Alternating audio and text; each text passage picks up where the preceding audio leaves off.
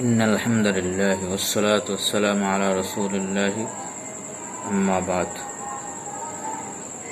قال الله تعالى في كلامه المجيد إن عدة الشهور عند الله 12 شهرا في كتاب الله يوم خلق السماوات والأرض منها أربعة حرم সম্মানিত প্রিয় দর্শক, আসসালামু আলাইকুম ওয়া রাহমাতুল্লাহি ওয়া বারাকাতুহু। আমরা আজ আলোচনা করব মুহররম মাসের গুরুত্ব, ফাজাইল ও আমল। মুহররম মাস হলো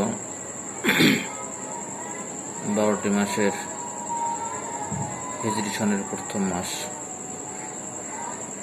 মানে এটা 12টি মাসের ভিতরে সম্মানিত মাসের একটি মাস। আল্লাহ রাব্বুল আলামিন এই পৃথিবীকে যখন সৃষ্টি করেছেন তখন থেকেই 12টি মাসে বিভক্ত করেছিলেন। যেমন আল্লাহ রাব্বুল আলামিন সূরা তাওবার 36 নম্বর আয়াতে ঘোষণা করেন, ইন্না ইদ্দাতাশ শুহুরি ইনদাল্লাহি 12 শাহরান ফি কিতাবিল্লাহি ইয়াওমা খালাকাস সামাওয়াতি ওয়াল আরদা মিনহা আরবাআতুন হুরুম।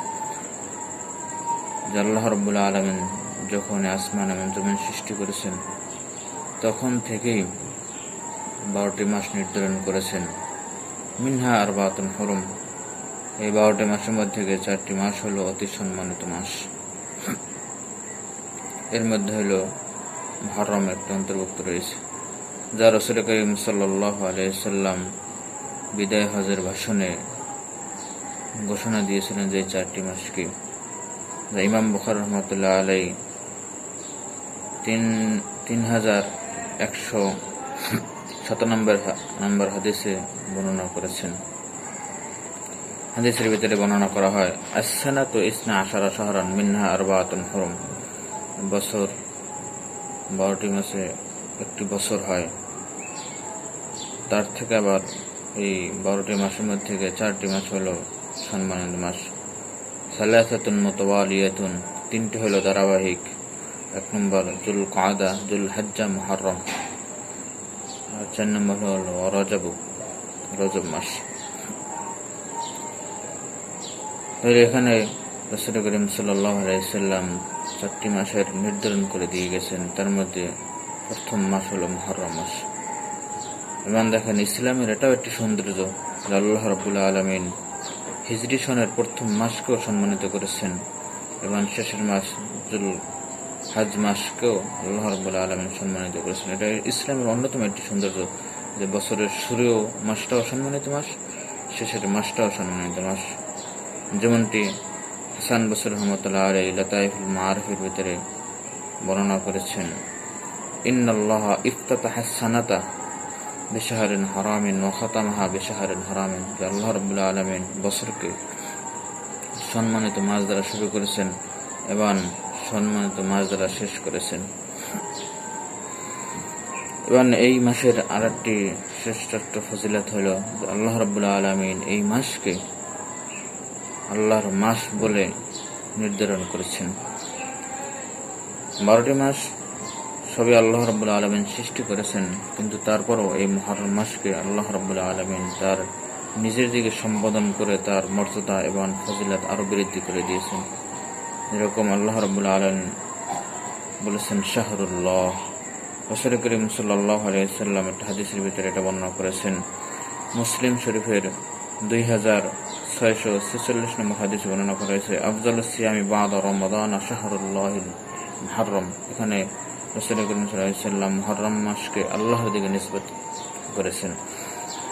ওরকম অন্য একটা হাদিসে পাওয়া যায়, নাসাঈ শরীফের হাদিস 4216 নম্বর হাদিসের ভিতরে বর্ণনা করেছেন, আফজালুল আশহুরি শাহরুল্লাহিল্লাযী তাদউনাহু মুহররম, যে মাস সমূহের মধ্যে সর্বশ্রেষ্ঠ মাস হলো মুহররম মাস। তাহলে এই দ্বারা এটাই প্রমাণিত হলো যে মুহররম মাস অত্যন্ত শ্রেষ্ঠ মাস, অত্যন্ত গুরুত্বপূর্ণ একটি মাস, যার সম্মান আল্লাহ রাব্বুল আলামিন নিজেই বলেছেন। রাসূল করিম সাল্লাল্লাহু আলাইহি সাল্লামের বিভিন্ন হাদিস দ্বারা এই মাসের শ্রেষ্ঠত্ব এবং এটা যে একটা সম্মানিত মাস, আশহুরে হুরুমের অন্তর্ভুক্ত, সম্মানিত মাসের অন্তর্ভুক্ত এটা প্রমাণিত হয়। এই মাসের অনেক আমল রয়েছে, তার ভিতরে উল্লেখযোগ্য তিনটি আমলের কথা এখানে বর্ণনা করব। এক নম্বর হলো এই মাসে বেশি বেশি রোজা রাখা। অন্যান্য মাসের তুলনায় যেন এই মাসে রোজা রাখা বেশি হয়, কারণ এই মাসে রোজা রাখলে অন্যান্য মাসে নফল রোজা রাখলে যেই পরিমাণ ফজিলত আছে তার চেয়ে বেশি ফজিলত লাভ করা যাবে। এবং এই যে বেশি বেশি রোজা রাখা, এটাও হাদিস দ্বারা প্রমাণিত। সহিহ মুসলিমের 2646 নম্বর হাদিসের ভিতরে ইমাম মুসলিম রহমতুল্লাহ আলাইহি বর্ণনা করেছেন যে قال رسول الله صلى الله عليه وسلم أفضل الصيام بعد رمضان شهر الله المحرم। যদি কোনো ব্যক্তি রমজানের পরে রোজা রাখতে চায় তাহলে সর্বশ্রেষ্ঠ রোজা হলো মুহররম মাসের রোজা। এই জন্য আমরা যত্নবান হব যেন এই মাসে আমরা বেশি বেশি রোজা রাখতে পারি। এই মাসে আর একটা আমল হলো বেশি বেশি তওবা ইস্তেগফার করা। অন্যান্য মাসেও তওবা ইস্তেগফার করব, কিন্তু এই মাসে যেহেতু সম্মানিত মাস এটা একটা, এই জন্য এই মাসে আমরা তওবা ইস্তেগফারের প্রতি বেশি গুরুত্ব দান করব। কেননা রাসূল করিম সাল্লাল্লাহু আলাইহি ওয়াসাল্লাম হাদিসে বর্ণনা করেছেন যে তুমি যদি রোজা রাখতে চাও তাহলে রমজানের পরে তুমি মুহররম মাসে রোজা রাখো, কারণ হলো ফাইন্নাহু শাহরুল্লাহ, এটা হলো আল্লাহ রাব্বুল আলামিনের মাস। ওয়াফিহি ইয়াউমুন তাবা আলা কওমিন, এবং এর ভিতরে এমন দিন রয়েছে যেই দিনে আল্লাহ রাব্বুল আলামিন পূর্ববর্তী অনেক জাতিকে ক্ষমা করে দিয়েছেন, তওবা করেছেন তারা, আল্লাহ রাব্বুল আলামিন তাদের তওবা গ্রহণ করেছেন। এবং ভবিষ্যতেও যে তওবা আল্লাহ রাব্বুল আলামিন মুহররম মাসে কবুল করবেন সেটাও প্রতিশ্রুতি দিয়েছেন। এবং বলেছেন রাসূল করিম সাল্লাল্লাহু আলাইহি ওয়াসাল্লাম ইউতাবু ফিহি আলা আখিরিন, আল্লাহ রাব্বুল আলামিন করবেন ভবিষ্যতেও অনেক যারা তওবা করবে মুমিন মুসলমান, আল্লাহ রাব্বুল আলামিন তাদের তওবাকে কবুল করবেন। হাদিসটি মুসনাদ আহমদের ভিতরে 13,035 নম্বর হাদিস। হাদিসটা হলো 13,035 নম্বর হাদিস। আরেকটি কাজ হলো এই মাসে আরেকটি আমল হলো গুনাহ বর্জন করা। অন্যান্য মাসের তুলনায় এই সম্মানিত মাসকে নিজেকে গুনাহ থেকে মুক্ত রাখা। আল্লাহ রাব্বুল আলামিন নিজেই বলেছেন যেন তোমরা এই মাসে গুনাহ করে নিজেদের উপরে জুলুম করো না। আল্লাহ রাব্বুল আলামিন সূরা তাওবার 36 নম্বর আয়াতে বলেছেন ফালা তাযলিমু ফীহিন্না আনফুসাকুম, যে এই মাসগুলোতে তোমাদের উপরে তোমরা জুলুম করো না।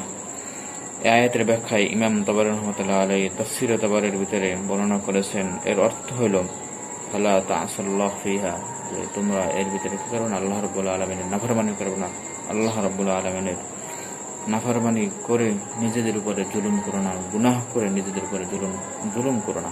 এই জন্য আমাদের কর্তব্য হলো এই মাসে এই তিনটি আমল, এছাড়া অন্যান্য আমল আছে, এই তিনটি আমল বেশি বেশি করা। এক নম্বর হলো বেশি বেশি রোজা রাখা, 2 নম্বর হলো এই মাসে বেশি বেশি আল্লাহ রাব্বুল আলামিনের কাছে তওবা ইস্তেগফার করা, 3 নম্বর হলো সমস্ত ধরনের গুনাহ বর্জন করা। আল্লাহ রাব্বুল আলামিন আমাদেরকে মুহররমের মাসের শ্রেষ্ঠত্ব বজায় রেখে সমস্ত আমলগুলান, করণীয় আমলগুলান, বর্জনীয় আমলগুলান করার তৌফিক দান করুন।